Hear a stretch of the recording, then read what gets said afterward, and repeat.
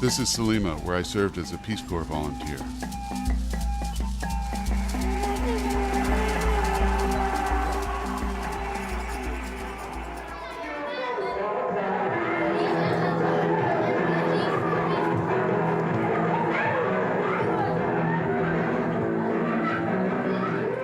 Salima is the home to SASO, a bootstrap AIDS assistance organization. Catherine Perry is the director of SASO. She has been HIV positive for over 12 years. In one of their children's programs, youngsters, many of them orphans, attend AIDS classes. And the best program is the orphan program, because the children, they must learn how their parents died. Because some of the children, they have looked after their parents, they didn't know what was wrong. Part of the class involves making notes or drawing in what's called a memory book. They're encouraged to chronicle what they can remember before their parents died.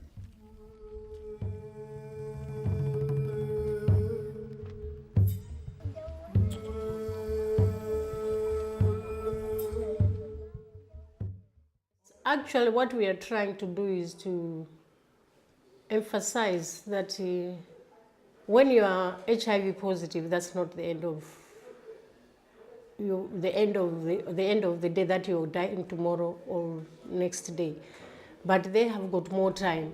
So these people living with HIV/AIDS are able to go and talk about their status in the community. People can actually see and say, yeah, here is somebody who has this disease and who is talking about it. And the first time I listened to a person living with AIDS speak about AIDS, I was very touched.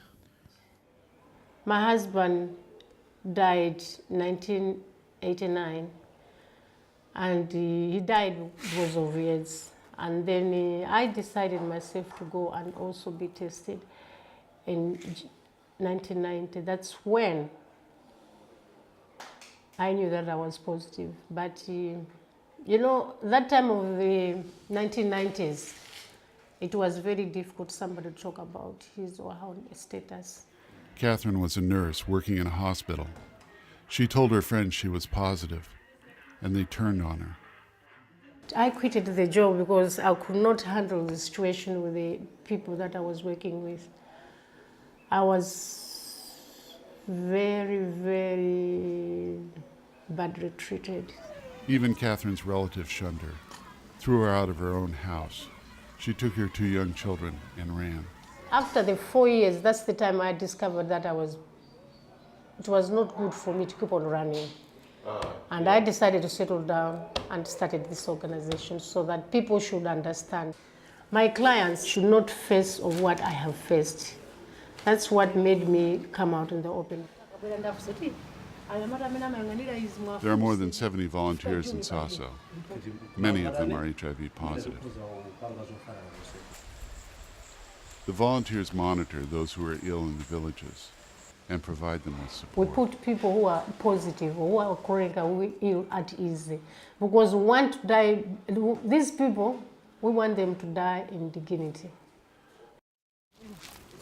Though SASO has no AIDS drugs, they distribute painkillers and antibiotics.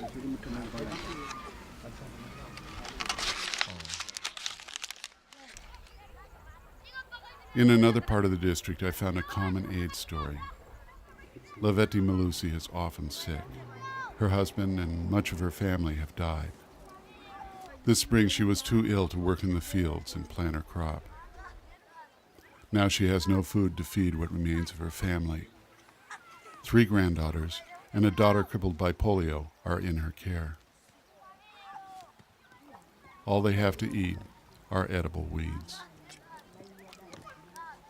George Kayama from SASO inquires to how she is doing. He finds that they are hungry, but George can do little to help. He explains that SASO has no food to give. All he can do is offer to pray with her.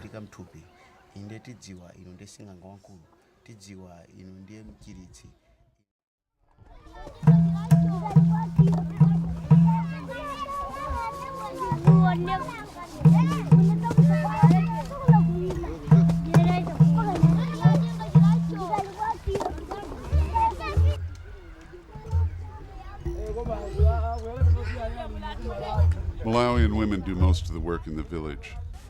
They hold the families together, but at a cost.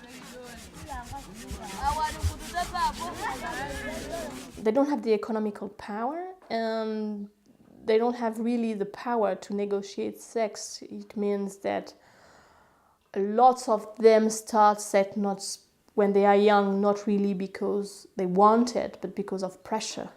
And the main pressure could be high, so lots of them start sex really without willing to have sex. In rural areas, rituals still persist that can have catastrophic consequences. Young women about the age of 10 are given training on how to be a good wife. This includes sexual initiation by an older man.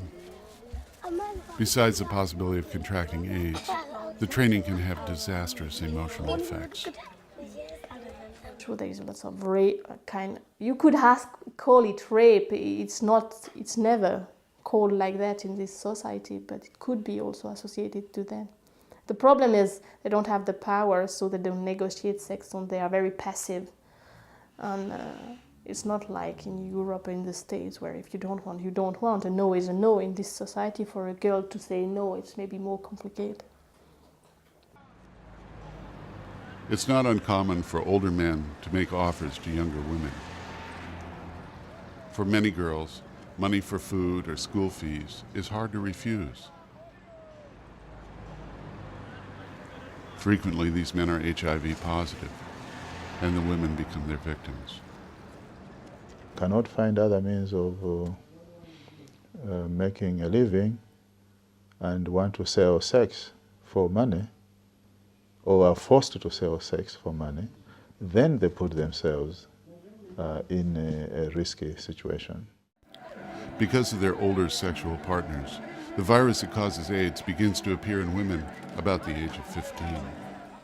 But young men who are not as sexually active don't seem to become infected in any significant numbers until they are older, about 20.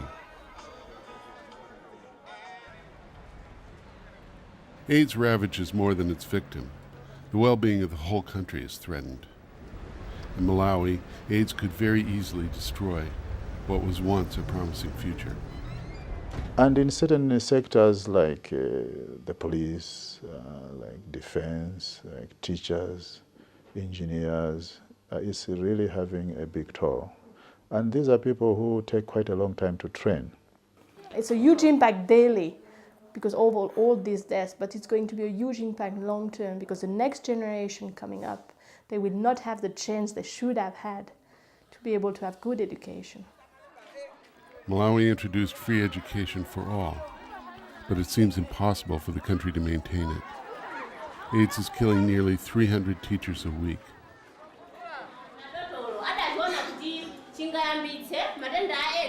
This class has 251 students, a result of the depletion of teachers by AIDS.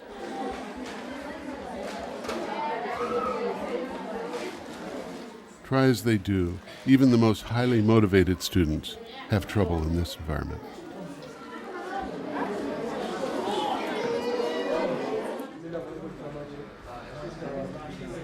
Vishal Dasani is the owner of DK, Malawi's largest construction materials supplier. If you ask generally, HIV is going to affect Malawi. It's already started affecting, it's like a slow poison. And the people who are dying, unfortunately, are the key position. And the problem is, the person who are dying, because you can't find the replacement, the quality of the person who is coming, it's very low standard. So instead of employing one people, you have to employ maybe 3 to 4 people for just one person job, because the efficiency of that person is not good as the person who has passed away. Despite the efforts by thousands of people in and out of government, many worry about how the AIDS epidemic is going to change Malawi's future. There will be a chaos. As I said, the economy will virtually collapse. And if the economy collapses, the political system also will be under strain, and there will be uprisings, and there will be insecurity.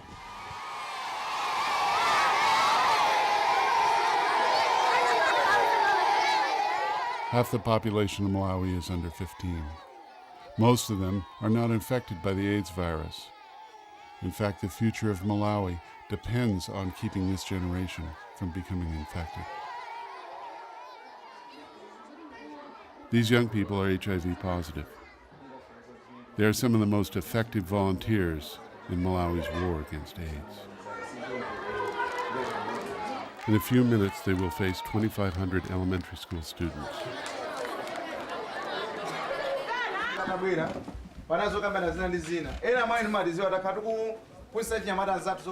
Jeffrey Mahoney is today's leader. He's 28. He's been HIV positive for over 6 years. Much of this morning's presentation is a question and answer session.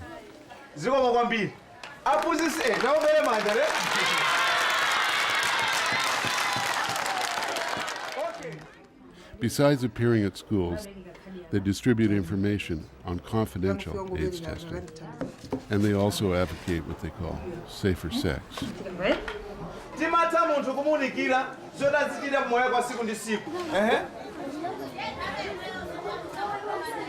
This is